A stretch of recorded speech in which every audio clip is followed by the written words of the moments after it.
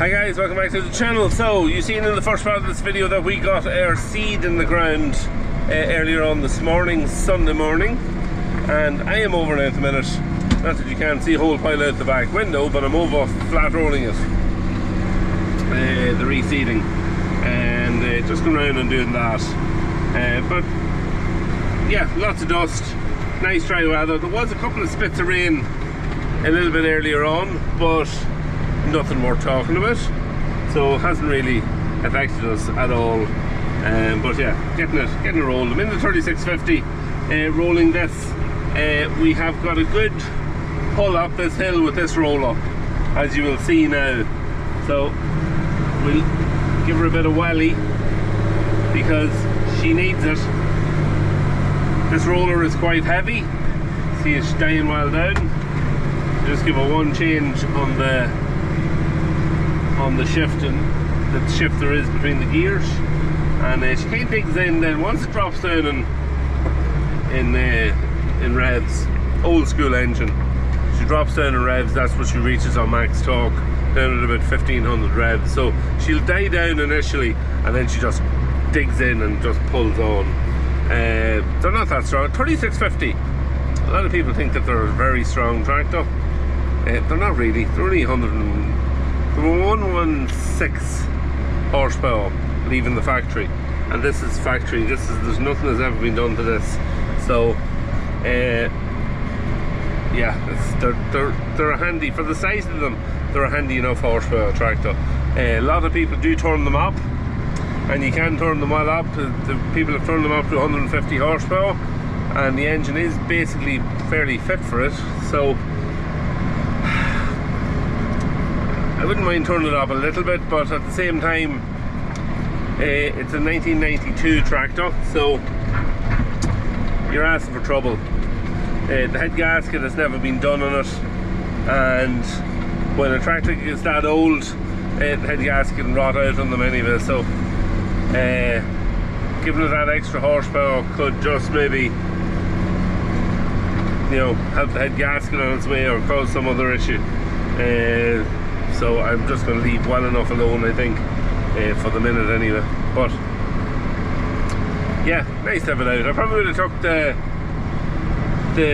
6.9 with me, but Dad was away doing a delivery of hay there this evening. So yeah, just this was the only one really that was left. I was going to take the 215 over, so yeah, that was it. So yeah, here we are, come back up this hill again, digging in, one shift down, and then she just digs in. Let's see, what revs are we at? 1480 is the revs. So she digs in. Once she gets down around the 1500 mark, that's it, she just digs in and away she goes. But yeah, going well. It shouldn't take that long to get it rolled. It's a little wee bit bumpy, but not too bad. Look, you're going to have some few bumps in it no matter what you do, but yeah, overall it's not too bad at all. So yeah, might see if I can get the drone up and get a bit of footage of all this dust that we're creating at the minute.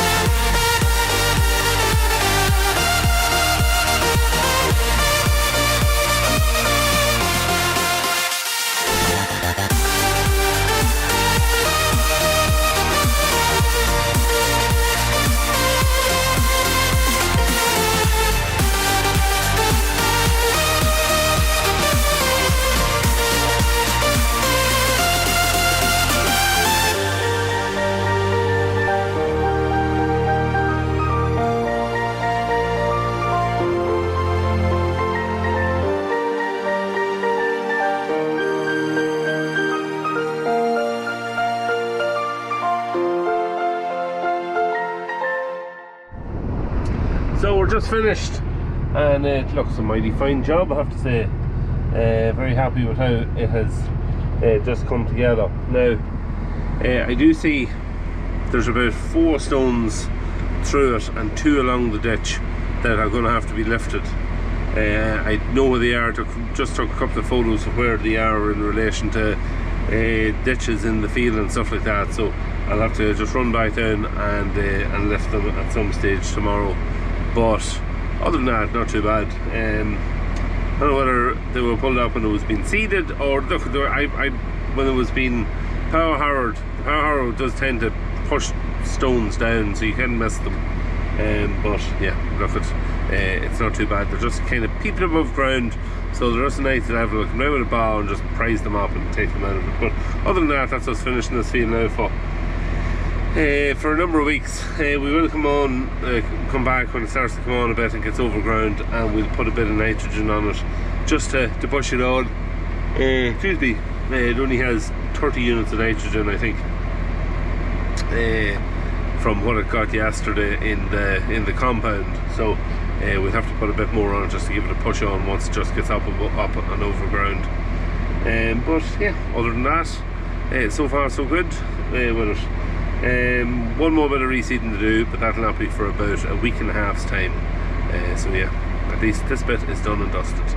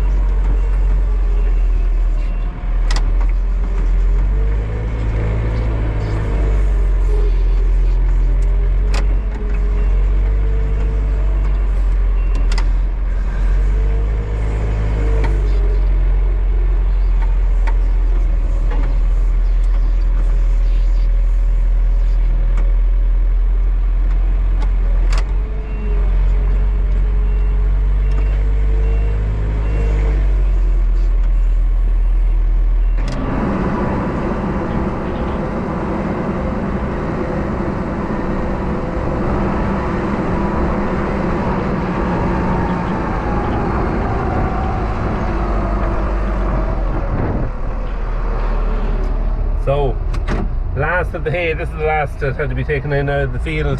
Everything else is in, gone, collected, taken, everything that was made up until there was 40 odd bales down here altogether. We took 20 of them home last night, and the other 25 or whatever it is now on the trailer, or 20, is it 24 or 25 is on the trailer. But yeah, the rest are all gone, so this is all that's left. It's going to be a bit of a tight squeeze getting this trailer out of here. The tail swing is coming around, it's going to hit the PO. It's alright, just about. Rubbed off it. I think it actually might have bent the gate slightly, but at least the pier didn't fall. It's too tight for getting in there with that trailer. But yeah, Jesus Christ, where's all the cars coming from? It's one of those times. Yes, that was a little bit on the tight side for coming out. I remembered from before, the last time that trailer was out in this field, it touched, I think it touched that same gate on the previous time. But yeah, it kind of just sprung back. It's lucky, it really was only the gate, it wasn't the PO. Yeah, so that certainly could have been a lot worse. The gate could be on the ground, including the gate post. I think you're actually better not just keeping as far over to the right coming out there. I think there was a little bit more space on the left hand side, and if the trailer had to be a little bit tighter on the left, it wouldn't have, the tail swing wouldn't have caught on the right. So it's just something to remember for the once every 2 years that you're ever out there with that trailer. Yeah, so as I say, all bales done and dusted now, they're all in. We've everything gone down to this last 40. This 40 here is baled, it's 9 days today actually.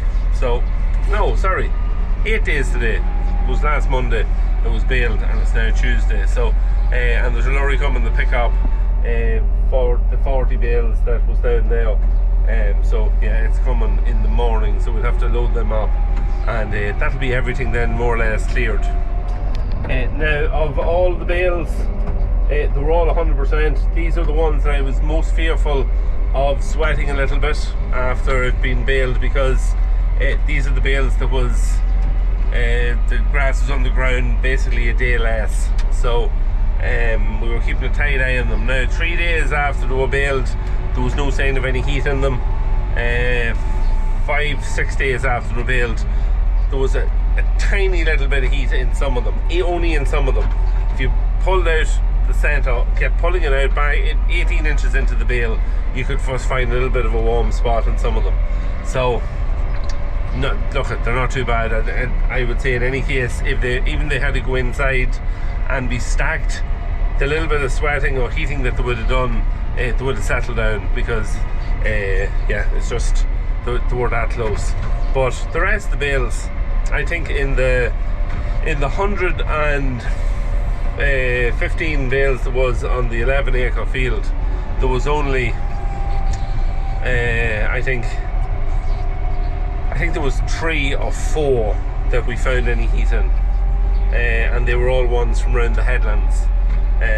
So yeah, and in any case, even when you're making hay, especially when the weather is the way it is, you're really better just when you get your headlands cut and it's shook out a couple of times at the start, go over and bale it up. Just so it dries out some bit, bale it up and wrap it and put it away somewhere, and it'll be nice haylage, because headlands always needs like a day extra on the ground than the rest of the field. So you'll always get a few bales around the headlands that'll heat a bit. It'll be sheltered underneath trees. The grass will be a bit heavy. It'll be in tight against the ditch. It just won't be getting the same drying or breeze as the rest of the field. Maybe it's sheltered from the sun. So you're about to just take the headlands out of it, and you'd have a better chance then of having much less bales that heats. If you 25 degrees heat and a full week, it doesn't matter, because you know you'll get it all shook up enough times and get it dry enough. But I think if you got the headlands out of it, it'll just be a good help. Of what's left, we still have about 30 acres still to make, and of that, we don't need it all. We're going to make about 10 acres, maybe a little bit more than that, in haylage, maybe even 15 acres of inhalage. So yeah, we don't need that many bales. We're not going to store as many bales over the winter. There is a couple of customers that we keep some bales for. We'll try and keep a few bales for them, but other than that, we're not going to store a lot of bales over the winter.